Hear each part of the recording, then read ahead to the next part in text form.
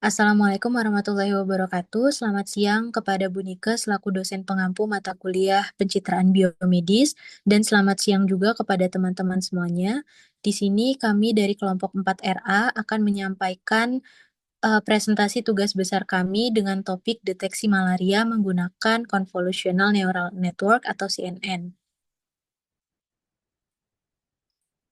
Di sini anggota kelompok 4 terdiri dari 7 orang. Yang pertama ada Amanda Maulidia, yang kedua Siti Hadijah Indra, yang ketiga Widya Karisa, yang keempat Ratu Sabela Rizkika, yang kelima Safira Salsabila, yang keenam Syahira Kurnia, dan yang terakhir Rafika Akbar Syahputra.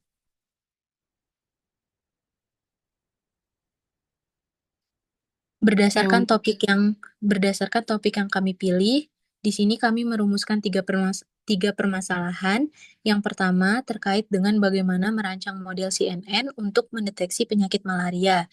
Yang kedua, bagaimana evaluasi performa CNN dalam mendeteksi malaria berdasarkan matriks seperti akurasi, presisi, recall, dan Evans score. Yang ketiga, bagaimana cara mengelola dan mengolah data gambar secara optimal agar dapat meningkatkan kinerja CNN dalam mendeteksi penyakit malaria. Untuk tujuan penelitiannya, yang pertama, merancang model CNN yang optimal untuk mendeteksi penyakit malaria. Yang kedua, mengevaluasi performa model CNN dalam mendeteksi malaria dengan menggunakan matriks akurasi, presisi, recall, dan Evans score. Yang ketiga, merancang proses pengolahan data gambar termasuk preprocessing, augmentasi, dan pembagian dataset untuk mendukung optimasi CNN dalam deteksi malaria.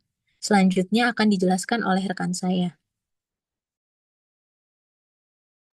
oke. Pada penelitian ini menggunakan metode Systematic Literature Review, di mana digunakan untuk menganalisis secara sistematis temuan penelitian sebelumnya yang relevan dengan data diperoleh melalui pencarian di platform Kaggle. Arsitektur pada model yang digunakan adalah CNN yang berlayer-layer seperti convolutional, max pooling, dense, dan sigmoid activation. Lalu optimizer yang digunakan adalah ADAM. Fungsi aktivasinya adalah ReLU, loss functionnya binary cross entropy, dan pembagian datanya itu 60/20/20. Next.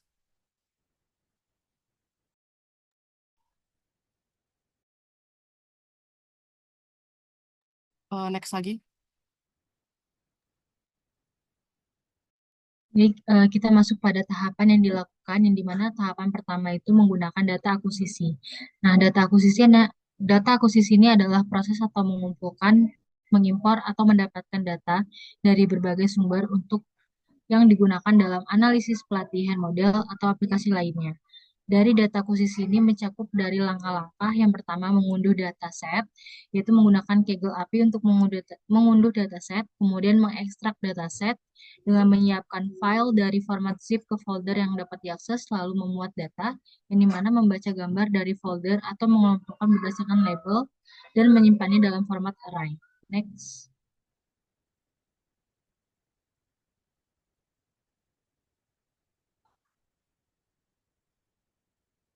Dari tahapan data akuisisi ini perlu adanya dari langkah-langkah yang pertama data yang tidak akurat atau tidak lengkap dapat menyebabkan hasil analisis yang salah.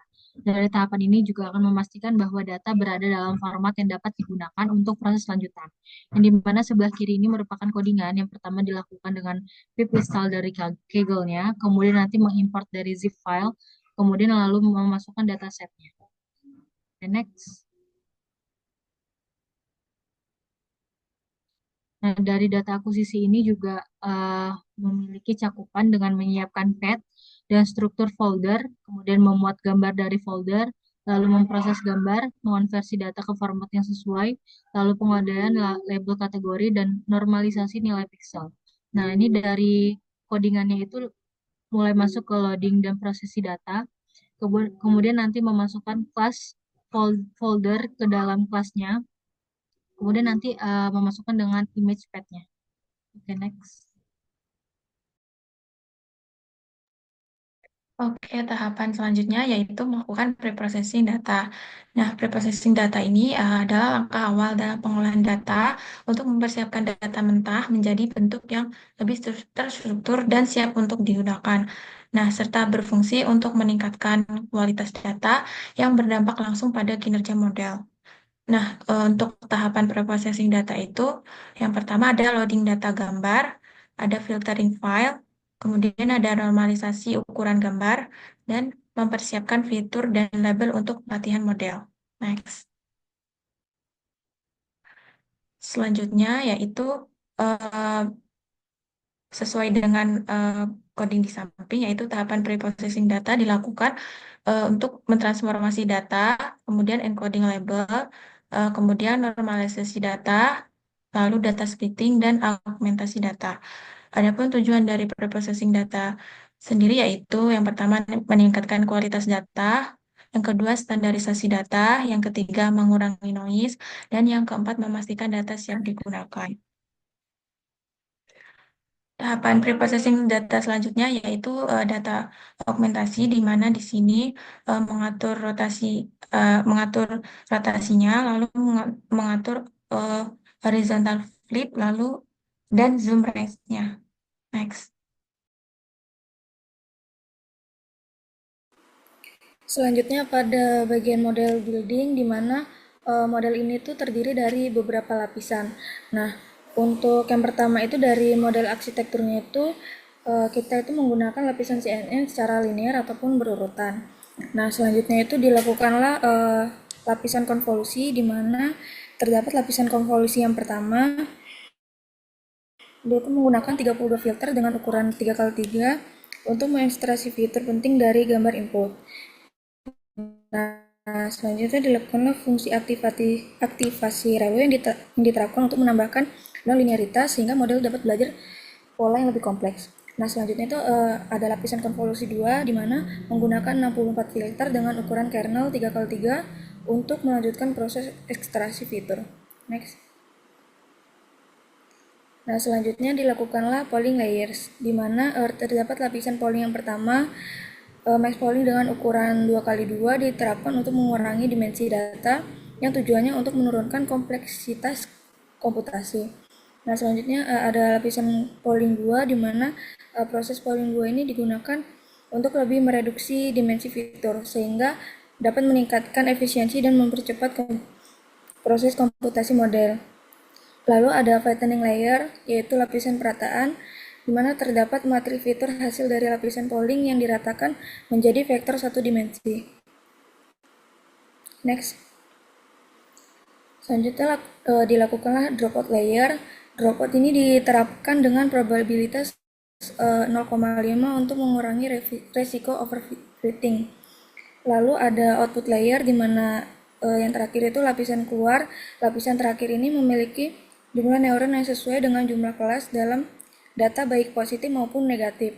Nah, fungsi aktivasi softmax itu digunakan untuk menghasilkan probabilitas pada setiap kelas.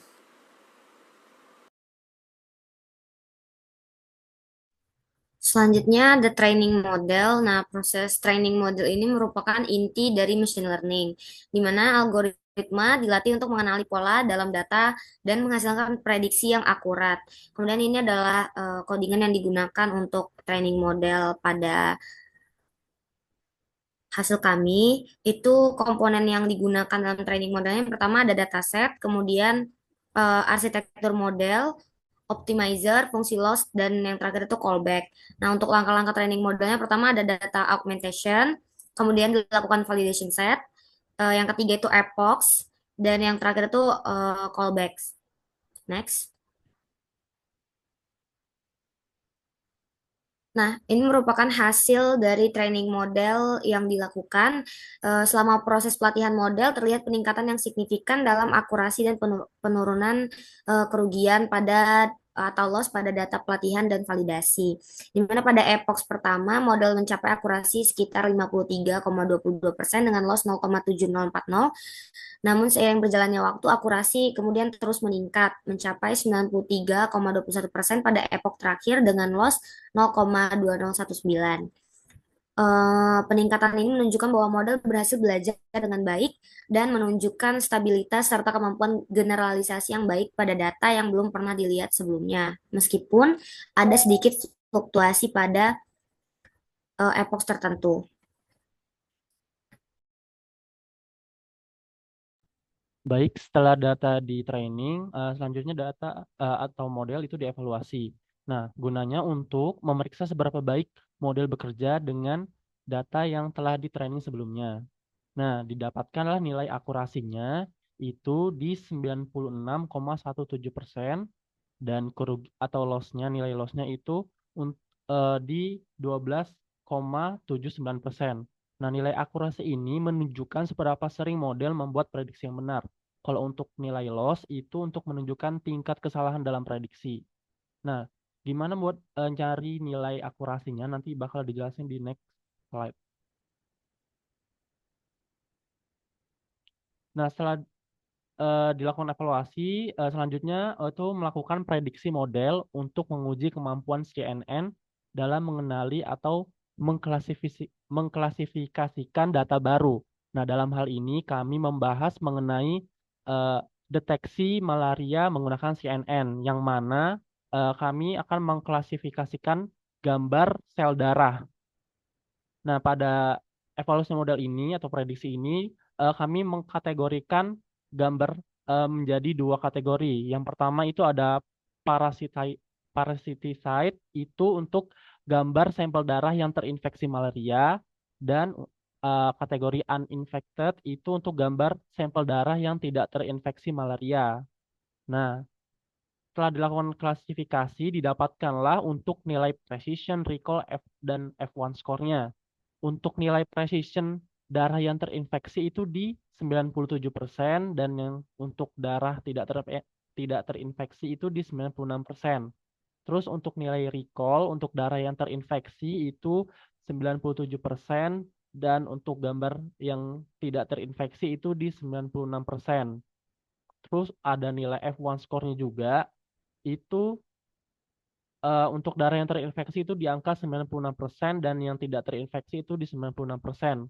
Nah, dalam hal ini nilai model precision, recall, dan F1 score di angka 96% ke atas, yang mana itu menunjukkan angka yang sangat tinggi. Nah, setelah dilakukan prediksi tadi, ada confusion matrix-nya. Ini untuk representasi tabular dari hasil klasifikasi model. Nah, di dalam tabel sudah dilihat, jadi untuk data true positifnya itu untuk data gambar yang terinfeksi yang ditebak sebagai terinfeksi. Jadi yang udah fix terinfeksi gambarnya itu ada di 2.594 gambar. Terus untuk true negatif itu untuk data yang ditebak tidak terinfeksi, data gambar yang tidak terinfeksi tapi ditebak sebagai tidak terinfeksi itu ada di 2.707 gambar. Terus ada false positifnya itu eh, data yang tidak terinfeksi tapi ditebak sebagai terinfeksi itu ada 90 gambar. Terus ada false negatif itu data yang terinfeksi tapi ditebak tidak terinfeksi itu ada 121 gambar. Dari hasil data confusion matrix ini dimasukkanlah rumus untuk mencari akurasi jumlah prediksi benar dibagi jumlah total. Didapatkanlah angka 96,17%, yang mana itu menunjukkan bahwa model memiliki performa yang baik secara keseluruhan.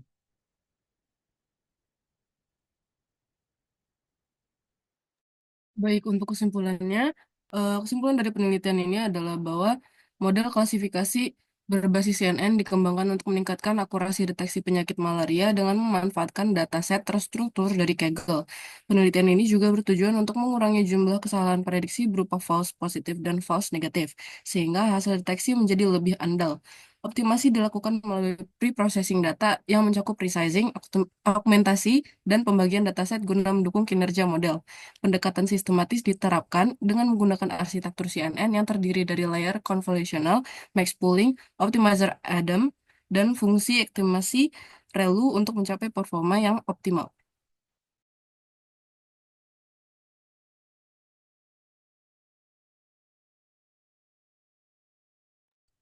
Baik, berikut sudah kami jelaskan mengenai topik tugas besar kami terkait dengan deteksi malaria menggunakan CNN. Dan di sini juga pada slide terakhir kami sertakan link untuk Google Colabs di mana dataset diolah dan di training. Kurang dan lebihnya mohon maaf. Kami dari segenap kelompok 4 mengucapkan terima kasih. Wassalamualaikum warahmatullahi wabarakatuh.